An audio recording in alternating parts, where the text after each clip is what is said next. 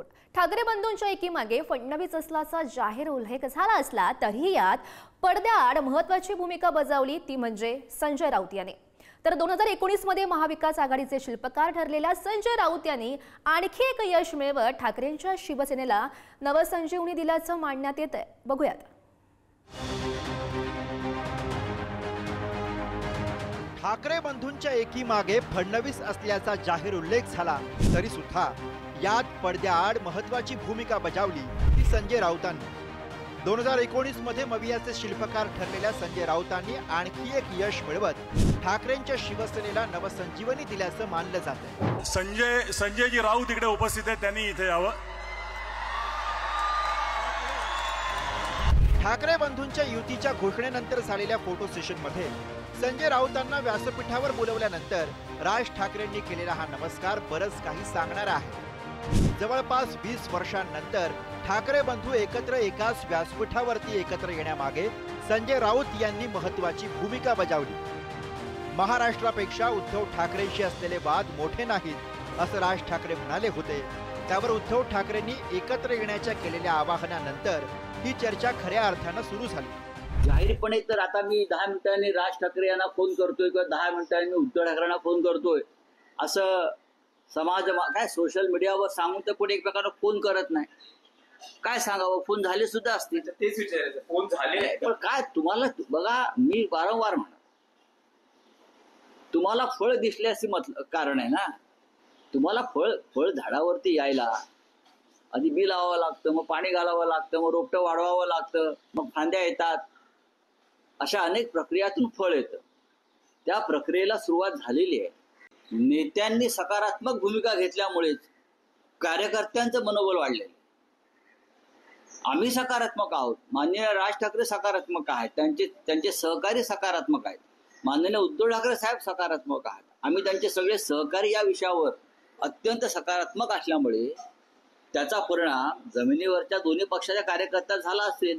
ही फक्त 2 ठाकरे बंधूंच्या युतीची नांदी असं मी म्हणत नाही, तर महाराष्ट्र आणि मराठी माणसाच्या एकीकरणाची नांदी आहे, हे तुम्ही समजून घ्या। त्यानंतर महिन्यापेक्षा जास्त काळ सातत्यानं संजय राऊत यांनी राज ठाकरे आणि उद्धव ठाकरे एकत्र येणं महाराष्ट्रासाठी किती गरजेचं आहे हे सांगितलं। राज ठाकरे मौन बाळगून असताना आणि मनसेतील नेत्यांकडनं ठाकरेंच्या शिवसेनेला चिमटे सुरू असताना सुद्धा ते त्यांच्या युतीच्या भूमिकेवर ठाम राहिले। दोन्ही भाऊ आधीच बोलले असतील, परदेशात भेटही झाली असेल असं सांगत त्यांनी कार्यकर्त्यांमध्ये उमेद कायम ठेवली। आमच्यातले वाद, आमच्यातली भांडणं, आमच्यातल्या गोष्टी या किरकोळ आहेत। किरकोळ भांडणं बाजूला ठेवायला मी सुद्धा तयार आहे। या महाराष्ट्राच्या अस्तित्वासाठी, मराठी माणसाच्या अस्तित्वासाठी ही भांडणं आणि हे वाद आणि या सगळ्या गोष्टी अत्यंत क्षुल्लक आहेत। सर्व मराठी माणसांना या हितासाठी, महाराष्ट्राच्या हितासाठी, मराठीसाठी एकत्र येण्याचं आवाहन करतोय। एकत्र येणं आणि एकत्र राहणं यात काही मला फार कठीण गोष्ट आहे असं मला वाटत नाहीये।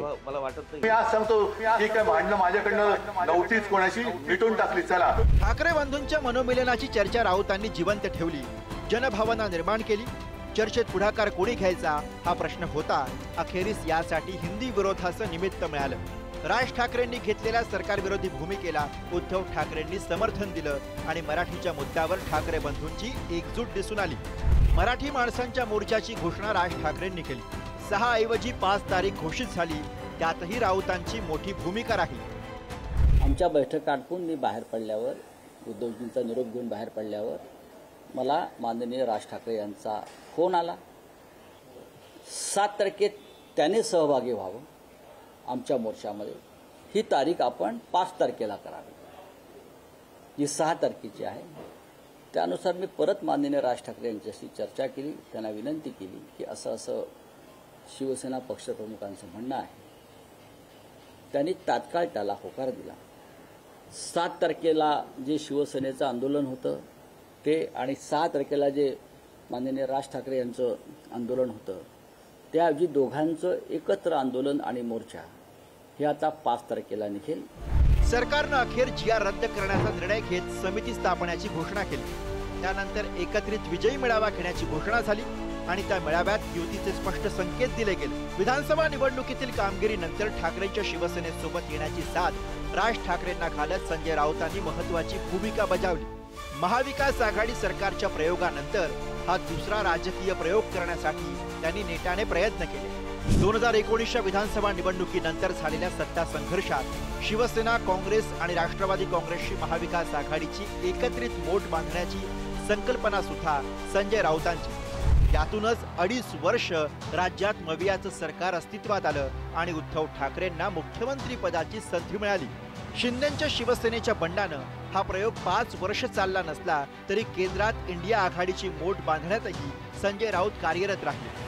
केंद्रात इंडिया आघाडीच्या नेतृत्वाची धुरा उद्धव ठाकरेंकडे सोपवण्याचं स्वप्नही राऊतांनी त्या काळी पाहिलं. शिंदेच्या बंडानंतर राज्यात आलेल्या महायुती सरकारच्या काळात ठाकरेंवरील निष्ठेचं फळ राऊतांना तुरुंगात जाऊन फेडावं लागलं. पण तरीही राऊत मागे हटले नाही. 3 महिन्यांच्या तुरुंगवासातून बाहेर पडल्यानंतर सुद्धा राऊत नावाची तोफ धडाडतच राहिली. शिंदेच्या महायुती सरकारच्या काळात लोकसभेत मवियाच्या चांगल्या कामगिरीतही राऊतांचा खारीचा वाटा राहिला. केंद्र आणि महायुती सरकारवर राऊतांचं धारदार टीकास्त्र इतक्या विरोधानंतरही आजही सुरूच. मविया आणि आता ठाकरे बंधूंच्या मनोमिलनात महत्वाची भूमिका बजावणारे संजय राऊत अनेकांच्या लेखी खलनायक आहेत. संजय राऊतच उद्धव ठाकरेंना संकटात टाकतात असाही अनेकांचा आरोप आहे. तरीही ठाकरेंच्या शिवसेनेच्या संकट काळात संकट मोचकाच्या भूमिकेतही संजय राऊतच दिसतात, हेही तितकंच खरंय. ब्युरो रिपोर्ट, पुढारी न्यूज, मुंबई.